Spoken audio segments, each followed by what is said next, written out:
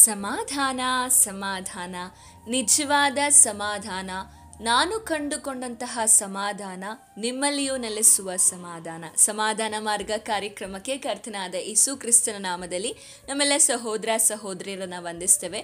ನೀವಿನ್ನು ನಮ್ಮ ಚಾನಲ್ನ ಮೊದಲನೇ ಬಾರಿಗೆ ವೀಕ್ಷಿಸುತ್ತಿರುವುದಾದರೆ ದಯವಿಟ್ಟು ಸಬ್ಸ್ಕ್ರೈಬ್ ಮಾಡ್ಕೊಳ್ಳಿ, ಲೈಕ್ ಮಾಡಿ, ಶೇರ್ ಮಾಡಿ, ಹಾಗೂ ನಿಮ್ಮ ಪ್ರಾರ್ಥನಾ ಮನವಿಗಳನ್ನು ನಮಗೆ ಕಮೆಂಟ್ ಸೆಷನ್ ಮೂಲಕವಾಗಿ ತಿಳಿಸಬಹುದಾಗಿದೆ. ಇಂದಿನ ನಮ್ಮ ಕಾರ್ಯಕ್ರಮದಲ್ಲಿ ನಾವು ಧ್ಯಾನಿಸ್ತಾ ಇರುವಂಥ ವಿಷಯ ಯಾವುದಂದ್ರೆ, ದಾರಿ ನಡೆಸುವವನು ಕರ್ತನಾಗಿದ್ದಾನೆ. ಅನೇಕ ಬಾರಿ ಅನೇಕ ಮಾರ್ಗಗಳು ನಮಗೆ ಮುಚ್ಚಲ್ಪಟ್ಟಂತಹ ಸಮಯದಲ್ಲಿ ನಾವು ಯೋಚನೆ ಮಾಡ್ತೇವೆ, ಯಾರು ನಮಗೆ ದಾರಿ ಮಾಡ್ತಾರೆ, ಯಾರು ನಮಗೆ ಸಹಾಯ ಮಾಡ್ತಾರೆ. ಕೆಲವೊಮ್ಮೆ ದಾರಿ ಕಾಣಿಸಿದರೂ ಕೂಡ ಆ ದಾರಿಯಲ್ಲಿ ನಡೆಯಲು ನಮಗೆ ಸಾಧ್ಯವಾಗ್ತಾ ಇರೋದಿಲ್ಲ. ಹಾಗಾದರೆ ದಾರಿಯನ್ನ ಮಾಡುವವನು, ಆ ದಾರಿಯಲ್ಲಿ ನಡೆಸುವವನು ಕರ್ತನಾಗಿದ್ದಾನೆ. ಇಂದು ಅನೇಕರು ಸೋತಂಥ ಪರಿಸ್ಥಿತಿಯಲ್ಲಿ ದಾರಿ ಕಾಣದೆ ಮನುಷ್ಯರು ಸಹಾಯ ಮಾಡ್ತೇನೆ ಎಂದು ಹೇಳಿ, ಆದರೆ ಆ ಸಮಯಗಳು ಬರುವಾಗ ಮನುಷ್ಯರೆಲ್ಲರಿಂದ ಕೈಬಿಡಲ್ಪಟ್ಟು ನಡೆಸುವವರಿಲ್ಲದೆ ಕಣ್ಣೀರಿನಲ್ಲಿರುವುದಾದರೆ ಈ ವಿಡಿಯೋವನ್ನ ಸಂಪೂರ್ಣವಾಗಿ ವೀಕ್ಷಿಸಬೇಕಾಗಿ ನಿಮ್ಮಲ್ಲಿ ಕೇಳಿಕೊಳ್ತೇವೆ. ಸಂದೇಶವನ್ನು ಪ್ರಾರಂಭಿಸುವುದಕ್ಕಿಂತ ಮುಂಚೆ ಒಂದು ಚಿಕ್ಕ ಪ್ರಾರ್ಥನೆ. ಪರಿಶುದ್ಧನೂ ಅತ್ಯುನ್ನತನೂ ಆಗಿರುವ ತಂದೆಯಾದ ದೇವರೇ, ನಿಮ್ಮ ನಾಮಕ್ಕೆ ಸ್ತೋತ್ರವಾಗಲಿ. ಕೊಟ್ಟಂತ ಸಮಯಕ್ಕಾಗಿ ಸ್ತೋತ್ರ. ಈ ಸಮಯದಲ್ಲಿ ವಾಕ್ಯವನ್ನು ಹೇಳುವಾಗ, ಮಾತನಾಡುವುದು ನಾನಲ್ಲ, ನನ್ನ ಸ್ವಂತ ಬುದ್ಧಿ ಜ್ಞಾನದಿಂದಲ್ಲ, ಪರಿಶುದ್ಧ ಆತ್ಮನೇ ನೀನು ಮಾತನಾಡಬೇಕಾಗಿ ಕೇಳ್ಕೊಳ್ತೇವೆ. ಒಬ್ಬೊಬ್ಬರ ಹೃದಯಗಳನ್ನು ಮಾತನಾಡಿ ಈ ವಾಕ್ಯಗಳು ಅವರ ಜೀವಿತದಲ್ಲಿ ಕಾರ್ಯ ಮಾಡಬೇಕಾಗಿ ಎಲ್ಲ ನಿಮ್ಮ ಕರದಲ್ಲಿ ಒಪ್ಪಿಸಿಕೊಡ್ತಾ, ಮಾತನಾಡುವುದು ನಾನಲ್ಲ, ನಿನ್ನ ಪರಿಶುದ್ಧಾತ್ಮನ ಜ್ಞಾನದಿಂದ ಮಾತನಾಡಲು ಸಹಾಯ ಮಾಡು. ನನ್ನ ಮರೆಮಾಚಿ ನೀವು ಪ್ರಕಟವಾಗಬೇಕಾಗಿ ಯೇಸುವಿನ ನಾಮದಲ್ಲಿ ಬೇಡಿಕೊಳ್ತೇವೆ ತಂದೆಯೇ, ಆಮೇನ್ ಆಮೇನ್. ಕೀರ್ತನೆಗಳು 31ನೇ ಅಧ್ಯಾಯ 3ನೇ ವಚನ ಹೀಗೆ ಬರೆಯಲ್ಪಟ್ಟಿದೆ: ನೀನೇ ನನ್ನ ಬಂಡೆಯು ಕೋಟೆಯು ಆಗಿದ್ದೀಯಲ್ಲ, ಆದುದರಿಂದ ನಿನ್ನ ಹೆಸರಿನ ನಿಮಿತ್ತ ದಾರಿ ತೋರಿಸಿ ನನ್ನನ್ನು ನಡೆಸು. ಅಲ್ಲಿ ನಾವು ಕಾಣಲ್ಪಡ್ತೇವೆ, ಸತ್ಯವೇದ ನಮಗೆ ತಿಳಿಯಪಡಿಸ್ತಾ ಇರೋದೇನೆಂದ್ರೆ, ನೀನೇ ನನ್ನ ಬಂಡೆ ಕೋಟೆ ಆಗಿದ್ದೀಯಲ್ಲ. ನಮಗೆ ಆಪತ್ತು ಬರುವಾಗ, ನಮಗೆ ಒಂದು ಕಷ್ಟಗಳು ಬರುವಾಗ, ಅಥವಾ ದೊಡ್ಡದಾದ ಏನಾದರೂ ಒಂದು ವಿಪತ್ತುಗಳು ಬರುವಾಗ, ಬಂಡೆ ಅಥವಾ ಕೋಟೆಯೊಳಗೆ ಇರುವಾಗ ಆ ಆಪತ್ತಿನಿಂದ ನಾವು ತಪ್ಪಿಸಿಕೊಳ್ಳಲು ಸಾಧ್ಯವಾಗ್ತದೆ. ಯಾಕೆಂದ್ರೆ ಬಂಡೆಯು ಮತ್ತು ಕೋಟೆಯು ಬಹಳವಾಗಿ ಗಟ್ಟಿಯಾಗಿರ್ತದೆ. ಆದುದರಿಂದ ಅದರಲ್ಲಿ ಇರುವಾಗ ಯಾವುದೇ ಆಪತ್ತುಗಳು ಬರುವಾಗಲೂ ಸಂರಕ್ಷಿಸಿಕೊಳ್ಳಲು ಸಾಧ್ಯವಾಗ್ತದೆ. ಅದೇ ರೀತಿಯಾಗಿ ನಮ್ಮ ಜೀವಿತದಲ್ಲಿ ದಾರಿ ಕಾಣದೇ ಇರುವಾಗ, ನಮ್ಮ ಜೀವಿತದಲ್ಲಿ ಆಪತ್ತುಗಳು ಬರುವಾಗ, ನಮ್ಮ ಜೀವನದಲ್ಲಿ ಸಂಕಷ್ಟಗಳು, ಬೇಟೆಗಾರನು ನಮ್ಮನ್ನು ಅಟ್ಟಿಸಿಕೊಂಡು ಬರುವಾಗ, ಸೈತಾನನ ಬಲೆಗಳಿಂದ ನಾವು ತಪ್ಪಿಸಿಕೊಳ್ಳಬೇಕೆಂದರೆ ನಮ್ಮ ದೇವರಾದಂಥ ಕರ್ತನೆಂಬ ಬಂಡೆಯಲ್ಲಿ, ಕ್ರಿಸ್ತನೆಂಬ ಬಂಡೆಯಲ್ಲಿ, ಕೋಟೆಯಲ್ಲಿ ನಾವು ಆಶ್ರಯಿಸಿಕೊಳ್ಳುವವರಾಗಬೇಕು. ಯಾಕೆಂದರೆ ಮನುಷ್ಯನು ತನಗೆ ತಾನೇ ಮಾರ್ಗ ತೋರಿಸಿಕೊಳ್ಳಲು ಸಾಧ್ಯವಿಲ್ಲ. ಬಾಲ್ಯದ ಪ್ರಾಯದಲ್ಲಿ ದಾರಿ ನಡೆಸಲು ತಂದೆ ತಾಯಿಗಳು ಬೇಕು. ವಿದ್ಯಾಭ್ಯಾಸ ಮಾಡಲು ಅಥವಾ ಅದನ್ನು ನಡೆಸಲು, ಬೋಧಿಸಲು ಉಪಾಧ್ಯಾಯರು ಬೇಕು. ಜೀವಿತದಲ್ಲಿ ಮಾರ್ಗ ನಡೆಸುತ್ತೇವೆ ಎಂದು ಹೇಳಿಕೊಳ್ಳಲು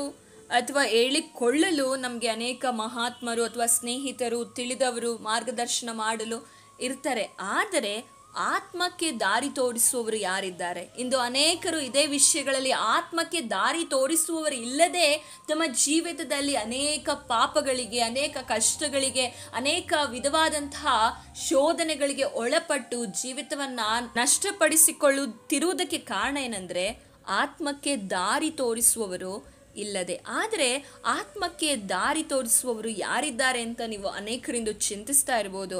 ಆತನೇ ಕರ್ತನಾದ ಯೇಸು ಕ್ರಿಸ್ತನಾಗಿದ್ದಾನೆ. ದಾವೀದನು ತನ್ನ ಇಹಲೋಕದ ಜೀವಿತಕ್ಕೂ ನಿತ್ಯ ಕಾಲದ ಜೀವಿತಕ್ಕೂ ಕರ್ತನನ್ನೇ ಮಾರ್ಗದರ್ಶಕನಾಗಿ ಅಂಗೀಕರಿಸಿಕೊಂಡನು. ತನು ಮನಗಳು ಕ್ಷಯಿಸಿದರು, ನನ್ನ ಆತ್ಮಕ್ಕೆ ಶರಣನು, ನನ್ನ ಶಾಶ್ವತವಾದ ಪಾಲು ದೇವರೇ ಎನ್ನುತ್ತಾನೆ. ಕೀರ್ತನೆ 73ನೇ ಅಧ್ಯಾಯ 26ನೇ ವಚನದಲ್ಲಿ ನಾವು ಕಾಣಲ್ಪಡ್ತೇವೆ. ಅದೇ ರೀತಿಯಾಗಿ ಇಂದು ನಮ್ಮ ಆತ್ಮಕ್ಕೆ ದಾರಿ ತೋರಿಸುವಂತ ಕರ್ತನು ನಮ್ಮ ದೇವರಾಗಿದ್ದಾನೆ. ನಾವು ಅನೇಕ ಸಲ ಬರೀ ಲೌಕಿಕವಾದ ವಿಷಯಗಳಿಗೆ ಹೆಚ್ಚಾಗಿ ಒತ್ತು ಕೊಡ್ತೇವೆ. ದೇವರೇ, ನನಗೆ ಈ ಕಷ್ಟ ಇದೆ, ನನಗೆ ದಾರಿ ತೋರಿಸು, ನನಗೆ ಈ ಕಷ್ಟ ಇದೆ, ಈ ದಾರಿಯಲ್ಲಿ ನಡೆಸು. ಆದರೆ ದೇವರು ನಾವು ಈ ಲೋಕದಲ್ಲಿ ಇರುವಾಗ ಮಾತ್ರ ನಮ್ಮನ್ನು ನಡೆಸುವಂಥವನಲ್ಲ, ನಮ್ಮ ಆತ್ಮಕ್ಕೆ ಶರಣನು, ನಮ್ಮ ಆತ್ಮವನ್ನು ನಡೆಸುವವನು ಯಾರಾಗಿದ್ದಾನೆ ಅಂದರೆ ದೇವರಾಗಿದ್ದಾನೆ. ಅನೇಕರು ಈ ಸತ್ಯವನ್ನು ತಿಳಿದುಕೊಂಡಿಲ್ಲ. ಇವತ್ತು ಅವರು ಮರಣಿಸಿದರೆ ಅವರ ಆತ್ಮವು ಎಲ್ಲಿಗೆ ಹೋಗ್ತದೆ, ಅವರ ಆತ್ಮವನ್ನು ನಡೆಸುವವರು ಯಾರು, ಅವರ ಆತ್ಮದ ಗತಿ ಏನು ಎಂದು ಅನೇಕ ಜನಗಳಿಗೆ, ಅನೇಕ ಸಹೋದರ ಸಹೋದರಿಯರಿಗೆ ಗೊತ್ತಿಲ್ಲ. ನಾವು ಸತ್ತ ನಂತರವೂ ಕೂಡ ನಮಗೊಂದು ಜೀವ ಜೀವಿತವಿದೆ, ಅದೇ ನಿತ್ಯ ಜೀವವಾಗಿದೆ. ಅದಕ್ಕೆ ಯೇಸು ಸ್ವಾಮಿಯು ಯೋಹಾನನು ಬರೆದ ಸುವಾರ್ತೆ 3ನೇ ಅಧ್ಯಾಯ 16ನೇ ವಚನದಲ್ಲಿ ಹೀಗೆ ಬರೆಯಲ್ಪಟ್ಟಿದೆ, ದೇವರು ಲೋಕದ ಮೇಲೆ ಎಷ್ಟೋ ಪ್ರೀತಿಯನ್ನು ಇಟ್ಟು ತನ್ನ ಒಬ್ಬನೇ ಮಗನನ್ನ ಕೊಟ್ಟನು, ಆತನನ್ನ ನಂಬುವಂತ ಒಬ್ಬನಾದರೂ ನಾಶವಾಗದೆ ಎಲ್ಲರೂ ನಿತ್ಯ ಜೀವವನ್ನ ಪಡೆಯಬೇಕೆಂಬುದಕ್ಕೆ ಕೊಟ್ಟನೆಂದು ನಾವು ಕಾಣಲ್ಪಡ್ತೇವೆ. ಹಾಗಾದ್ರೆ ನಿತ್ಯ ಜೀವವು ನಮಗೆ ಸಿಗಬೇಕಂದ್ರೆ ಅನೇಕರು ಇದನ್ನ ಮೋಕ್ಷವೆಂದು ಹೇಳ್ತಾರೆ. ಸತ್ತ ನಂತರ ಮೋಕ್ಷಕ್ಕೆ ಹೋಗಬೇಕು, ನಮಗೆ ಮೋಕ್ಷ ಸಿಗಬೇಕು ಎಂದು ಅನೇಕರು ಹೇಳುವುದನ್ನು ನಾವು ಕಾಣಲ್ಪಡ್ತೇವೆ. ಈ ಮೋಕ್ಷವು ನಮ್ಮ ಜೀವಿತಕ್ಕೆ ಬೇಕಾದರೆ ಅದಕ್ಕೆ ನಾವು ಮಾಡುವಂಥ ದಾನ ಧರ್ಮಗಳಾಗಲಿ ಅಥವಾ ನಾವು ಪಡುವಂತಹ ಪ್ರಯಾಸಗಳಾಗಲಿ, ನಾವು ಮಾಡುವಂಥ ಒಳ್ಳೆ ಕಾರ್ಯಗಳು ಯಾವುದು ನಮ್ಮನ್ನು ಮೋಕ್ಷಕ್ಕೆ ಕರೆದುಕೊಂಡು ಹೋಗೋದಿಲ್ಲ. ನಮ್ಮನ್ನು ಮೋಕ್ಷಕ್ಕೆ ಕರೆದುಕೊಂಡು ಹೋಗುವವನು ಒಬ್ಬನೇ, ಆತನು ಕರ್ತನಾದಂಥ ಯೇಸು ಕ್ರಿಸ್ತನು ಒಬ್ಬನೇ ಆಗಿದ್ದಾನೆ. ಯಾಕೆಂದರೆ ಸತ್ಯವೇದ ಹೀಗೆ ಹೇಳ್ತದೆ, ನಾನೇ ಮಾರ್ಗವು ಸತ್ಯವೂ ಜೀವವೂ ಆಗಿದ್ದೇನೆ. ಆತನು ಮಾತ್ರ ಮಾರ್ಗ ಸತ್ಯ ಜೀವವಾಗಿದ್ದಾನೆ. ಇಂದು ಎಷ್ಟೋ ಜನರು ವಿಶ್ವಾಸಿಗಳಾದಂಥವರು ಸಹ ತಮ್ಮ ಜೀವಿತದಲ್ಲಿ ದಾರಿಯನ್ನು ನಡೆಸಲು ಅನೇಕ ಮನುಷ್ಯರನ್ನ ಹುಡುಕ್ತಾ ಇದ್ದಾರೆ. ಮನುಷ್ಯರನ್ನ ಆಶ್ರಯಿಸಿಕೊಳ್ಳಬಾರದು. ಮನುಷ್ಯರನ್ನ ಆಶ್ರಯಿಸಿಕೊಳ್ಳುವವರು ಹೇಗಿರ್ತಾರೆ ಅಂದ್ರು ಯೆರೆಮೀಯನ ಪ್ರವಾದನೆಯ ಗ್ರಂಥ 17ನೇ ಅಧ್ಯಾಯ 5ನೇ ವಚನದಲ್ಲಿ ಕಾಣಲ್ಪಡ್ತೇವೆ.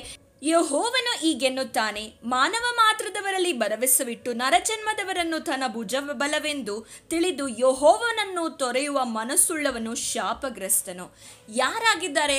ಮನುಷ್ಯರನ್ನ ಆಶ್ರಯಿಸಿಕೊಳ್ಳುವವರು, ಮನುಷ್ಯರ ದಾರಿಯನ್ನು ನೋಡುವವರು, ಮನುಷ್ಯರು ದಾರಿ ತೋರಿಸಲಿ, ಮನುಷ್ಯರು ದಾರಿಯಲ್ಲಿ ನಡೆಸಲಿ ಎಂದು ಇಂದು ಅನೇಕರು ಅನೇಕ ಕಾರ್ಯಗಳನ್ನು ಮಾಡ್ತಾ ಇದ್ದಾರೆ.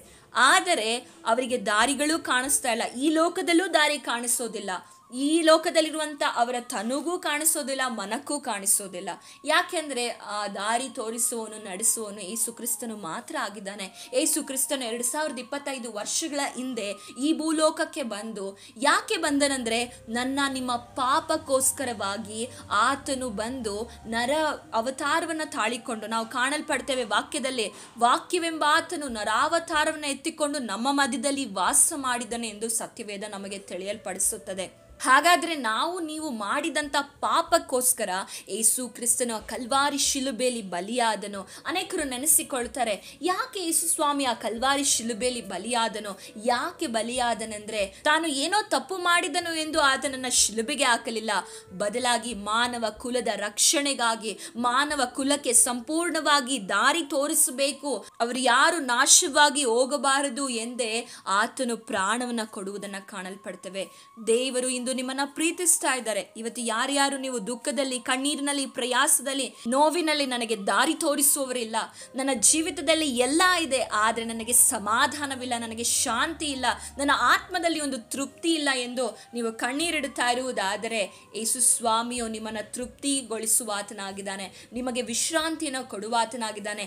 ಎಲೈ ಕಷ್ಟಪಡುವವರೇ, ಹೊರೆ ಹೊತ್ತವರೇ, ನೀವೆಲ್ಲರೂ ನನ್ನ ಬಳಿಗೆ ಬನ್ನಿರಿ, ನಾನು ನಿಮಗೆ ವಿಶ್ರಾಂತಿ ಕೊಡುತ್ತೇನೆ ಎಂದು ಯೇಸು ಸ್ವಾಮಿ ತಾನೇ ಹೇಳಿದ್ದಾರೆ. ನಾವು ಇಂದು ಅನೇಕ ಕಡೆಯಲ್ಲಿ ಹುಡುಕ್ತಾ ಇದ್ದೇವೆ, ಆದರೆ ಎಲ್ಲಿಯೂ ನಿಮಗೆ ಸಿಗುತ್ತಿಲ್ಲ. ಯಾಕೆಂದರೆ ಅದು ಸಿಗೋದಿಲ್ಲ. ಅದು ಯೇಸು ಸ್ವಾಮಿಯಿಂದ ಮಾತ್ರ ಸಿಗಲು ಸಾಧ್ಯವಾಗಿದೆ. ಸಹೋದರ ಸಹೋದರಿಯರೇ, ನಮ್ಮನ್ನು ಪ್ರೀತಿಸುವಂಥ ಕರ್ತನು ಯಾವಾಗಲೂ ನಮಗೆ ಮಾರ್ಗ ತೋರಿಸಬೇಕು, ಮಾರ್ಗದಲ್ಲಿ ನಡೆಸಬೇಕು, ಒಳ್ಳೆಯ ಮಾರ್ಗದಲ್ಲಿ ನಡೆಸಬೇಕೆಂದೇ ಆತನು ಅಪೇಕ್ಷಿಸುವವನಾಗಿದ್ದಾನೆ. ಆದುದರಿಂದ ಕರ್ತನೆ, ನಾನು ಏನು ಮಾಡಬೇಕೆಂದು ಬಯಸುತ್ತಿ, ನಿನ್ನ ಚಿತ್ತವೇನು, ನಿನ್ನ ಮಾರ್ಗದಲ್ಲಿ ನನ್ನನ್ನು ನಡೆಸು ಎಂದು ನಾವು ಬೇಡಿಕೊಳ್ಳುವಾಗ ಆತನು ಖಂಡಿತವಾಗಿಯೂ ಆತನಾಗಿದ್ದಾನೆ. ಇಂದು ನೀವು ಯಾರೇ ಆಗಿರಿ, ದೇವರು ನೀವು ಪ್ರಾರ್ಥಿಸುವಾಗ ಆತನು ಕೇಳುವ ಆತನಾಗಿದ್ದಾನೆ. ಹೀಗೆ ಪ್ರಾರ್ಥನೆ ಮಾಡಿ, ದೇವರೇ ನನಗೆ ಸಹಾಯ ಮಾಡು, ನಿನ್ನ ಚಿತ್ತವನ್ನು ನನಗೆ ತೋರಿಸು, ನಿಮ್ಮ ಚಿತ್ತದ ಪ್ರಕಾರವಾಗಿ ನನ್ನನ್ನು ನಡೆಸು ಎಂದು ನೀವು ಪ್ರಾರ್ಥಿಸುವಾಗ ಖಂಡಿತ ಆತನು ನಡೆಸುವ ಆತನಾಗಿದ್ದಾನೆ. ಯೆಶಾಯನ ಪ್ರವಾದನೆಯ ಗ್ರಂಥ 58ನೇ ಅಧ್ಯಾಯ 11ನೇ ವಚನದಲ್ಲಿ ಹೀಗೆ ಬರೆಯಲ್ಪಟ್ಟಿದೆ, ಯೆಹೋವನು ನಿಮ್ಮನ್ನು ನಿತ್ಯವೂ ನಡೆಸುತ್ತಾ ಮರುಭೂಮಿಯಲ್ಲಿಯೂ ನಿಮ್ಮ ಆತ್ಮವನ್ನು ತೃಪ್ತಿಗೊಳಿಸುವನು. ಹಾಗಾದ್ರೆ ನಮ್ಮ ಆತ್ಮವನ್ನ ತೃಪ್ತಿಪಡಿಸುವ ಆತನು ಯಾರಾಗಿದ್ದಾನೆಂದ್ರೆ ಯೇಸು ಕ್ರಿಸ್ತನು ಮಾತ್ರ ಆಗಿದ್ದಾನೆ. ಎಂದು ಅನೇಕರಿಂದ ಮೋಸ ಹೋಗಿ ನೋವಿಗೆ ಒಳಪಟ್ಟು ಕಣ್ಣೀರಿನಲ್ಲಿ ನೀವಿಂದು ಕೂತು ನನಗೆ ದಾರಿ ಇಲ್ಲ, ನನ್ನನ್ನು ನಡೆಸುವವರಿಲ್ಲ, ನನ್ನನ್ನು ಪ್ರೀತಿಸುವವರಿಲ್ಲ, ಈ ಲೋಕದಲ್ಲಿ ನನ್ನ ಸಂಕಟವನ್ನು ಕೇಳುವವರಿಲ್ಲ, ನನ್ನನ್ನು ನಡೆಸುವವರು ಯಾರು, ನನ್ನನ್ನು ಯಾರು ನಡೆಸ್ತಾರೆ, ನನ್ನನ್ನು ಯಾರು ಪ್ರೀತಿಸ್ತಾರೆ ಎಂದು ನೀವಿವತ್ತು ಕಣ್ಣೀರಿನಲ್ಲಿ ಇರುವುದಾದರೆ, ನೀವು ಯಾರೇ ಆಗಿರಿ, ಮೊದಲ ಬಾರಿ ನೀವು ಯೇಸು ಕ್ರಿಸ್ತನ ಕುರಿತಾಗಿ ಕೇಳ್ತಾ ಇರಬಹುದು, ಆದರೆ ಯೇಸು ಸ್ವಾಮಿಯು ನಿಮ್ಮನ್ನು ಪ್ರೀತಿಸುವ ಆತನಾಗಿದ್ದಾನೆ. ನಿಮಗೆ ಯೇಸು ಕ್ರಿಸ್ತನ ಕುರಿತಾಗಿ ಗೊತ್ತಿಲ್ಲದೆ ಇರಬಹುದು, ಆದರೆ ಆತನು ನಿಮ್ಮನ್ನ ತಿಳಿದ ಆತನಾಗಿದ್ದಾನೆ. ಯಾಕೆಂದರೆ ನೀವು ಕೂರುವುದು, ಏಳುವುದು, ನೀವು ಹಾದು ಹೋಗ್ತಾ ಇರುವಂಥ ಆ ನೋವನ್ನು ಕೂಡ ಅರ್ಥ ಮಾಡಿಕೊಳ್ಳುವ ಆತನು ಯೇಸುಸ್ವಾಮಿ ಆಗಿದ್ದಾನೆ. ಇವತ್ತು ನೀವು ಅನೇಕರು ನೆನೆಸಿಕೊಳ್ತಾ ಇರ್ಬೋದು, ಅನೇಕ ಮನುಷ್ಯರು ದಾರಿ ತೋರಿಸ್ತೇನೆ, ಅನೇಕ ಮನುಷ್ಯರು ನಡೆಸ್ತೇನೆ ಅಂತ ಬಂದವರು ಕೈ ಬಿಟ್ಟು ಹೋಗಿದ್ದಾರೆ. ನನಗೆ ಯಾರ ಮೇಲೂ ನಂಬಿಕೆ ಬರ್ತಾ ಇಲ್ಲ, ಯಾರನ್ನ ನಂಬಲಿ, ಯಾರನ್ನ ನಿರೀಕ್ಷಿಸಲಿ ಎಂದು ಕಣ್ಣೀರಿನಲ್ಲಿ ಇರುವುದಾದರೆ ಯೇಸುವನ್ನ ನಿರೀಕ್ಷಿಸಿರಿ, ಯೇಸುವನ್ನ ನಂಬಿಕೊಳ್ಳಿರಿ. ಆತನು ಸಕಲವನ್ನ ನಡೆಸುವ ಆತನಾಗಿದ್ದಾನೆ. ಪ್ರಾಣ ಸ್ನೇಹಿತನಿಗೋಸ್ಕರ ಪ್ರಾಣ ಕೊಡುವಂಥ ಪ್ರೀತಿಗಿಂತ ದೊಡ್ಡ ಪ್ರೀತಿ ಯಾವುದೂ ಇಲ್ಲ. ನೀವು ಆತನ ಪ್ರಾಣ ಸ್ನೇಹಿತನಾಗಿದ್ದೀರಾ. ನಿಮಗೋಸ್ಕರ ತನ್ನ ಜೀವವನ್ನು ಯೇಸು ಸ್ವಾಮಿ ಕೊಟ್ಟಿದ್ದಾರೆ. ಹಾಗಾದರೆ ಈ ಸಮಯದಲ್ಲಿ ನೀವು ಯಾವ ವಿಧವಾದ ಪರಿಸ್ಥಿತಿಯಲ್ಲಿ ಹಾದು ಹೋಗ್ತಾ ಇದ್ದೀರೋ ಆ ಪರಿಸ್ಥಿತಿಗಳಲ್ಲಿ ನಿಮಗೆ ಸಮಾಧಾನವನ್ನು ಕೊಟ್ಟು ನಿಮ್ಮನ್ನು ನಡೆಸುವ ಆತನು ಯೇಸು ಸ್ವಾಮಿ ಆಗಿದ್ದಾನೆ. ಅಷ್ಟು ಮಾತ್ರ ಅಲ್ಲ, ಈ ಲೋಕದಲ್ಲಿ ಮಾತ್ರ ಅಲ್ಲ, ನಿತ್ಯ ರಾಜ್ಯದಲ್ಲಿ, ಪರಲೋಕದಲ್ಲಿ, ಅನೇಕರು ಹೇಳ್ತಾರೆ ಮೋಕ್ಷ, ಅನೇಕರು ಹೇಳ್ತಾರೆ ಸ್ವರ್ಗ ಎಂದು ಅನೇಕ ಭಾಷೆಗಳಲ್ಲಿ ಕರೀತಾರೆ. ನಿಮ್ಮ ಆತ್ಮವು ಅಲ್ಲಿ ಸೇರಬೇಕು, ನಿಮ್ಮ ಆತ್ಮವು ತೃಪ್ತಿ ಪಡಬೇಕೆಂದರೆ ನಿಮಗೆ ಯೇಸು ಸ್ವಾಮಿ ಮಾತ್ರ ಮಾರ್ಗ ಆಗಿದ್ದಾನೆ. ಯೇಸು ಅಲ್ಲದೆ ನೀವು ಯಾವ ಮಾರ್ಗವನ್ನು ಆರಿಸಿಕೊಂಡರೂ ಸಹ ನಿಮಗೆ ಮೋಕ್ಷ ಆಗಲಿ ಅಥವಾ ನಿಮಗೆ ಸ್ವರ್ಗ ಆಗಲಿ ಪರಲೋಕವಾಗಲಿ ನಿಮಗೆ ಸಿಗಲು ಸಾಧ್ಯವಿಲ್ಲ. ಈ ವಿಡಿಯೋ ನೋಡ್ತಾ ಇರುವಂತಹ ಸಹೋದರಿಯೇ ಸಹೋದರನೇ, ಮೊದಲನೇ ಬಾರಿ ನಿನ್ನ ಕ್ರಿಸ್ತನ ಕುರಿತಾಗಿ ಕೇಳುವುದಾದರೆ, ಇಂದು ನಿಮ್ಮ ಜೀವಿತದಲ್ಲಿ ಯೇಸು ಕ್ರಿಸ್ತನಿಗೆ ನಿಮ್ಮ ಮನಸ್ಸಿನಲ್ಲಿ ಅವಕಾಶ ಕೊಡುವುದಾದರೆ, ಆತು ನಿನ್ನ ಜೀವಿತವನ್ನು ಸರಿಪಡಿಸಿ ನಿಮ್ಮ ಹೃದಯದಲ್ಲಿರುವಂಥ ಎಲ್ಲ ವಿಧವಾದಂಥ ನೋವುಗಳನ್ನು ತೆಗೆದುಹಾಕಿ ನಿಮ್ಮ ಮನಸ್ಸಿನಲ್ಲಿ ಸಮಾಧಾನ ಕೊಟ್ಟು ನಿಮ್ಮಲ್ಲಿ ವಾಸ ಮಾಡಿ ನಿಮ್ಮ ಜೀವಿತವನ್ನು ಬದಲಾಯಿಸುವ ಆತನಾಗಿದ್ದಾನೆ. ಹಾಗೆಯೇ ನೀವಿವತ್ತು ಯೇಸು ಕ್ರಿಸ್ತನನ್ನು ಅಂಗೀಕರಿಸಿಕೊಳ್ಳಲು ನೀವು ಮನಸ್ಸು ಮಾಡುವುದಾದರೆ, ನೀವು ಒಪ್ಪಿಸಿಕೊಡುವುದಾದರೆ ನಿಮ್ಮ ಮನಸ್ಸನ್ನು ಆತನು ಬದಲಾಯಿಸುವ ಆತನಾಗಿದ್ದಾನೆ. ಹಾಗಾದರೆ ಈ ಸಮಯದಲ್ಲಿ ಯೇಸು ಸ್ವಾಮಿಯ ಬಳಿ ಪ್ರಾರ್ಥನೆ ಮಾಡಿರಿ. ಯೇಸುವೆ, ನನ್ನ ಮನಸ್ಸಿನಲ್ಲಿ ಬಾ, ನನ್ನನ್ನು ನಡೆಸು, ನನಗೆ ದಾರಿ ಕಾಣ್ತಾ ಇಲ್ಲ ಅಂತ ಕಣ್ಣೀರಿಟ್ಟು ಯೇಸುವನ್ನು ನೀವು ಕರೆಯುವುದಾದರೆ ಖಂಡಿತವಾಗಿಯೂ ಆತನು ನಿಮ್ಮನ್ನು ನಡೆಸುವ ಆತನಾಗಿದ್ದಾನೆ. ದೇವರು ಈ ವಾಕ್ಯಗಳ ಮೂಲಕ ನಿಮ್ಮನ್ನು ಆಶೀರ್ವದಿಸಲಿ. ದೇವರು ಖಂಡಿತವಾಗಿಯೂ ನಿಮ್ಮನ್ನು ನಡೆಸುವ ಆತನಾಗಿದ್ದಾನೆ. ನಾವು ಪ್ರಾರ್ಥಿಸೋಣ. ಪರಿಶುದ್ಧನೂ ಅತ್ಯುನ್ನತನೂ ಆಗಿರುವ ತಂದೆಯಾದ ದೇವರೇ, ನಿಮ್ಮ ನಾಮಕ್ಕೆ ಸ್ತುತಿ ಸ್ತೋತ್ರ ಉಂಟಾಗಲಿ. ಕೊಟ್ಟಂಥ ಸಮಯಕ್ಕಾಗಿ ಸ್ತೋತ್ರ ಸಲ್ಲಿಸ್ತೇವೆ. ಈ ವಿಡಿಯೋ ನೋಡುವಂಥ ಪ್ರತಿಯೊಂದು ಸಹೋದರ ಸಹೋದರಿಗಾಗಿ ಪ್ರಾರ್ಥಿಸ್ತೇವೆ. ಕೊಟ್ಟಂಥ ಸಂದೇಶಕ್ಕಾಗಿ ಸ್ತೋತ್ರ ಸಲ್ಲಿಸ್ತೇವೆ ರಾಜ. ಹೌದು, ಇಂದು ಅನೇಕರು ಸಮಾಧಾನವನ್ನು ಕಳೆದುಕೊಂಡು ಕಣ್ಣೀರಿನಲ್ಲಿ ದಾರಿ ಕಾಣದೆ ದೇವರೇ ನಿಂದು ಪರಿಶುದ್ಧಾತ್ಮನೆ ಪರಿತಪ್ಪಿಸ್ತಾ ಇದ್ದಾರೆ. ನನಗೆ ನೋವನ್ನು ಕೇಳುವವರಿಲ್ಲ, ನನ್ನ ಕಣ್ಣೀರನ್ನು ನೋಡುವವರಿಲ್ಲ, ನನ್ನನ್ನು ಪ್ರೀತಿಸುವವರಿಲ್ಲ ಎಂದು ಕಣ್ಣೀರಿಡ್ತಾ ಇರುವಂತಹ ಸಹೋದರ ಸಹೋದರಿಯನ್ನ ಯೇಸುವಿನ ನಾಮದಲ್ಲಿ ಪರಿಶುದ್ಧಾತ್ಮನೆ ನೀನು ಮುಟ್ಟು ಸಂಧಿಸು. ನಿನ್ನ ಪ್ರೀತಿ ಅವರು ಅರಿತುಕೊಳ್ಳಲಿ. ಯಾರ್ಯಾರು ಈ ಸಮಯದಲ್ಲಿ ದೇವರೇ ತಮ್ಮ ಆತ್ಮಗಳಿಗೆ ದಾರಿ ತೋರಿಸಲು ಇಲ್ಲವಲ್ಲ ಎಂದು ಕಣ್ಣೀರು ಇಡ್ತಾ ಇದ್ದಾರೋ, ನೀನು ತಾನೇ ಅವರನ್ನ ದಾರಿಯನ್ನು ತೋರಿಸಿ ನಡೆಸಬೇಕಾಗಿ ಪ್ರಾರ್ಥಿಸ್ತೇವೆ ರಾಜ. ವಿಶೇಷವಾಗಿ ಈ ಒಂದು ವಿಡಿಯೋವನ್ನ ಮೊದಲನೇ ಬಾರಿ ನೋಡುತ್ತಾ ಇರುವಂತಹ ಸಹೋದರರನ್ನ ಮುಟ್ಟು ಅವರ ಹೃದಯಗಳನ್ನು ನೀನು ಸ್ಪರ್ಶಿಸಬೇಕಾಗಿ ಪ್ರಾರ್ಥಿಸ್ತೇನೆ. ನಿನ್ನ ವಾಕ್ಯಗಳು ಅವರ ಹೃದಯದಲ್ಲಿ ಮಾತನಾಡಲಿ. ಅವರ ಆತ್ಮಿಕ ಕಣ್ಣನ್ನು ತೆರೆಯಬೇಕಾಗಿ ಪ್ರಾರ್ಥಿಸ್ತೇವೆ. ಅವರ ಹೃದಯಗಳಲ್ಲಿ ವಾಕ್ಯಗಳು ಮಾತನಾಡಿ ಅವರಲ್ಲಿರುವಂಥ ಎಲ್ಲ ಕಷ್ಟ ಕಣ್ಣೀರುಗಳು ಹೋಗಲಾಡಿಸು. ಈ ಸಮಯದಲ್ಲಿ ಯಾರ್ಯಾರು ದೇವರೇ ಪ್ರಾರ್ಥನೆನ ಮಾಡ್ತಾ ಇದ್ದಾರೋ ಅವರ ಹೃದಯಗಳಲ್ಲಿ ನೀನು ಬದಲಾವಣೆಯನ್ನು ತರಬೇಕಾಗಿ ಪ್ರಾರ್ಥಿಸ್ತೇನೆ. ಅವರ ಹೃದಯದಲ್ಲಿ ನೀವು ವಾಸಿಸಬೇಕಾಗಿ ಪ್ರಾರ್ಥಿಸ್ತೇವೆ. ಯೇಸುವೆ, ನನಗೆ ಸಹಾಯ ಮಾಡು ಎಂದು ಯಾರ್ಯಾರು ಪ್ರಾರ್ಥನೆಯನ್ನು ಮಾಡ್ತಾ ಇದ್ದಾರೋ ಅವರ ಹೃದಯದಲ್ಲಿ ನೀವು ವಾಸಿಸಬೇಕಾಗಿ, ಅವರು ರಕ್ಷಣೆಯನ್ನು ಹೊಂದಲಿಕ್ಕಾಗುವಂತೆ ಸಹಾಯ ಮಾಡಬೇಕಾಗಿ ಪ್ರಾರ್ಥಿಸ್ತೇವೆ ರಾಜ. ನಿನ್ನ ಕೃಪೆಯಿಂದ ಬಲದಿಂದ ನಡೆಸು, ಅವರ ಕಣ್ಣೀರನ್ನು ಒರೆಸು, ಅವರ ಜೀವಿತವನ್ನು ಬದಲಾಯಿಸು, ಅವರ ಕುಟುಂಬಗಳನ್ನು ನೀವು ತಾನೇ ಆಶೀರ್ವದಿಸಬೇಕಾಗಿ ಪ್ರಾರ್ಥಿಸ್ತೇವೆ. ಕೇಳಿದಂಥ ವಾಕ್ಯಗಳು ಅನೇಕ ಹೃದಯಗಳನ್ನು ಮಾರ್ಪಡಿಸಲಿ, ಅನೇಕ ಜೀವಿತಗಳನ್ನು ಮಾರ್ಪಡಿಸಲಿ, ಅನೇಕ ಕಣ್ಣೀರುಗಳನ್ನು ಮಾರ್ಪಡಿಸಬೇಕಾಗಿ ಪ್ರಾರ್ಥಿಸ್ತೇವೆ ರಾಜ. ಎಲ್ಲ ನಿಮ್ಮ ಕರಗಳಿಗೆ ಒಪ್ಪಿಸಿ ಕೊಡ್ತೇವೆ. ನೀವು ತಾನೇ ನಡೆಸಬೇಕಾಗಿ ನಿಮ್ಮ ಕೃಪೆಯನ್ನು ಬಲವನ್ನು ಪ್ರತಿಯೊಬ್ಬರಿಗೆ ಅನುಗ್ರಹಿಸು. ಯಾರ್ಯಾರು ಈ ಸಮಯದಲ್ಲಿ ದೇವರೇ ವೇದನೆಗಳಲ್ಲಿ ಹಾದು ಹೋಗ್ತಾ ಇದ್ದಾರೋ, ಕಷ್ಟಗಳಲ್ಲಿ ಹಾದು ಹೋಗ್ತಾ ಇದ್ದಾರೋ, ಮಾರ್ಗವಿಲ್ಲದೆ ಕಣ್ಣೀರಿನಲ್ಲಿ ಇದ್ದಾರೋ, ಯೇಸುವಿನ ನಾಮದಲ್ಲಿ ಅವರ ಜೀವಿತದಲ್ಲಿ ನೀವು ತಾನೇ ಎಲ್ಲ ಕಾರ್ಯವನ್ನು ಮಾಡಬೇಕಾಗಿ ಯೇಸು ಕ್ರಿಸ್ತನ ನಾಮದಲ್ಲಿ ಬೇಡಿ ಹೊಂದಿಕೊಳ್ತೇನೆ ತಂದೆಯೇ. ಆಮೇನ್ ಆಮೇನ್. ದೇವರ ವಾಕ್ಯಗಳ ಮೂಲಕ ನಿಮ್ಮನ್ನು ಆಶೀರ್ವದಿಸಲಿ. ನಾವು ನಿಮಗಾಗಿ ಪ್ರಾರ್ಥನೆಯನ್ನ ಮಾಡ್ತೇವೆ. ನೀವು ಖಂಡಿತವಾಗಿಯೂ ಕೆಳಗಡೆ ಡಿಸ್ಕ್ರಿಪ್ಷನ್ ಅಲ್ಲಿ ನಂಬರ್ ಇರ್ತದೆ, ನೀವು ನಮಗೆ ಕಾಂಟ್ಯಾಕ್ಟ್ ಮಾಡಬಹುದು. ನಿಮಗೆ ಕೌನ್ಸಿಲಿಂಗ್ ಬೇಕಾದಲ್ಲಿ ಅಥವಾ ಕರ್ತನ ಆಲೋಚನೆ ಬೇಕಾದಲ್ಲಿ, ಬಿಬ್ಲಿಕಲ್ ಆಗಿರುವಂಥ ಆಲೋಚನೆಗಳಿದಾಗಿರ್ತದೆ, ಅಂದರೆ ಸತ್ಯವೇದದ ಮೂಲಕವಾಗಿ ಕೊಡುವಂಥ ಆಲೋಚನೆ ಇದಾಗಿದೆ. ನೀವು ಸಂಪರ್ಕಿಸಿ ದೇವರ ಆಲೋಚನೆಯನ್ನು ತಿಳಿದುಕೊಳ್ಳಬಹುದು. Thanks for watching. God bless you.